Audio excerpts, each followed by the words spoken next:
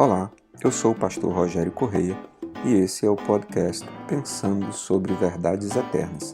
Seja bem-vindo.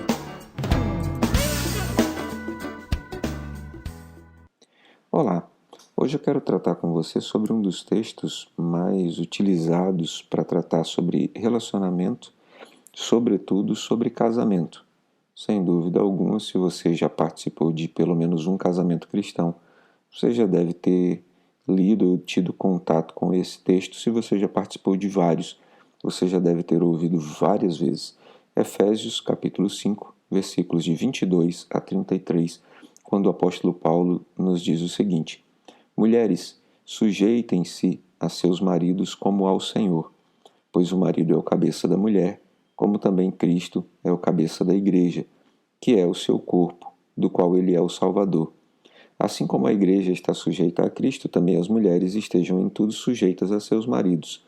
Maridos, amem suas mulheres, assim como Cristo amou a igreja e entregou-se a si mesmo por ela, para santificá-la, tendo-a purificado pelo lavar da água mediante a palavra, e apresentá-la a si mesmo como igreja gloriosa, sem mancha nem ruga, ou coisa semelhante, mas santa e inculpável.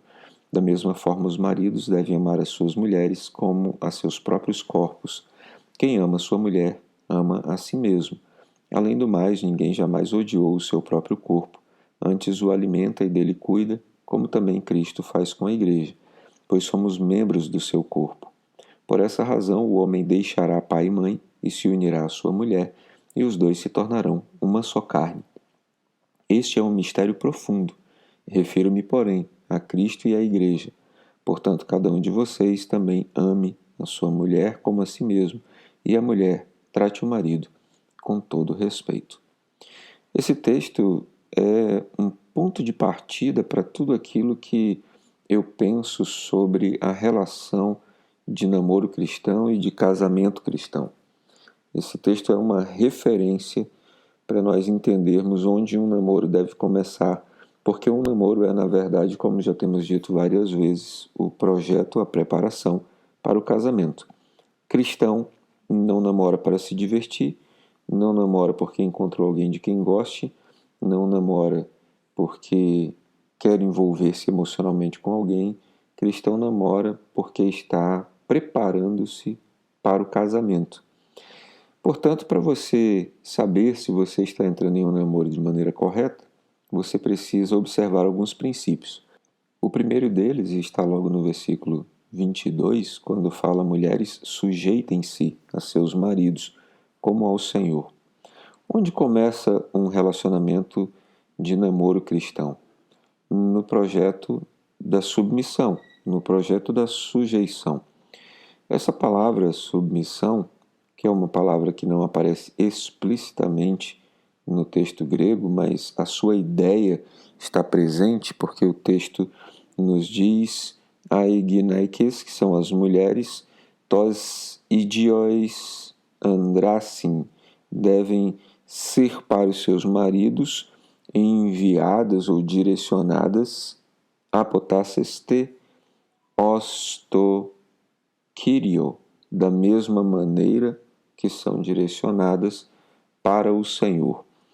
E então isso foi traduzido como a mulher deve submeter-se a seu marido da mesma maneira que se submete ao Senhor. Essa palavra submissão, que é uma ideia que está presente no texto, comparada sobretudo com os textos do grego, textos receptus, é uma palavra que nos indica uma dupla função: estar debaixo de, a sua preposição sub, e missão. Então, um casamento cristão, assim como um namoro cristão, não pode ser pensado fora da ideia de submeter-se a uma missão. A Bíblia não está indicando, como muitos pensam, e tem crises aqui, que a mulher deve se submeter ao homem simplesmente porque o homem é forte e a mulher é fraca, porque é a oposição do masculino versus feminino. A ideia das Escrituras não é e nunca foi essa. A ideia das Escrituras é de que a mulher precisa encontrar alguém que tenha uma missão para que ela possa submeter-se a missão que Deus deu.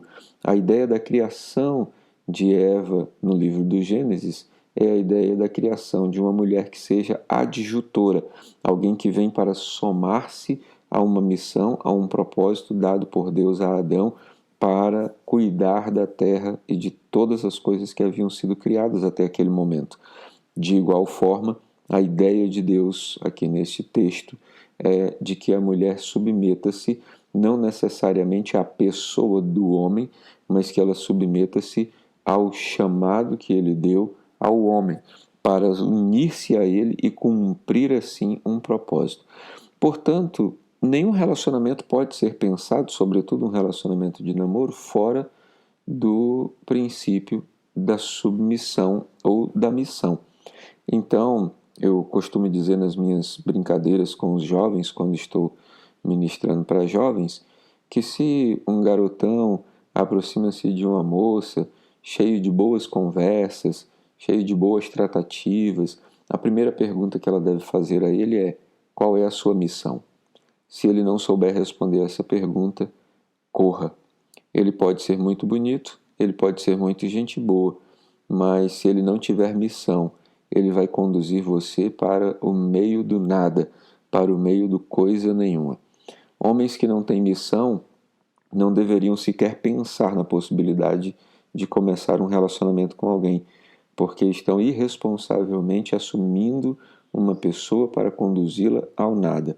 Homens só devem entrar em relacionamento quando estiverem claros a respeito da sua missão.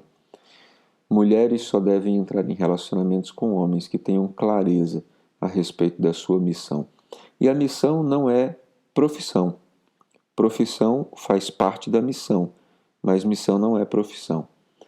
Missão é aquilo que Deus nos chama para fazer eternamente, aquilo para o que eternamente somos chamados na presença de Deus, aquilo que Deus nos entregou como responsabilidade para o resto das nossas vidas, aquilo que nós devemos fazer sempre e constantemente.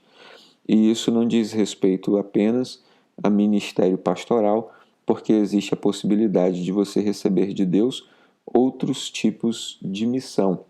E nós precisamos estar atentos a qual é a missão que Deus nos entregou.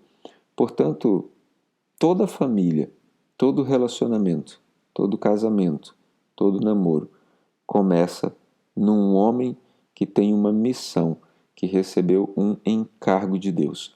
Sem isso, nem sequer podemos começar a falar sobre namoro. Que Deus te abençoe, que Ele traga revelação sobre o seu coração e que você tenha nele um ótimo dia. Ficou com dúvidas ou quer sugerir temas para o nosso podcast Pensando sobre Verdades Eternas? Escreve para a gente, igrejadaflorestaacre@gmail.com. Não esqueça de nos seguir também nas plataformas Spotify e Apple Podcasts. Se está nos ouvindo pelo YouTube, curta e compartilhe.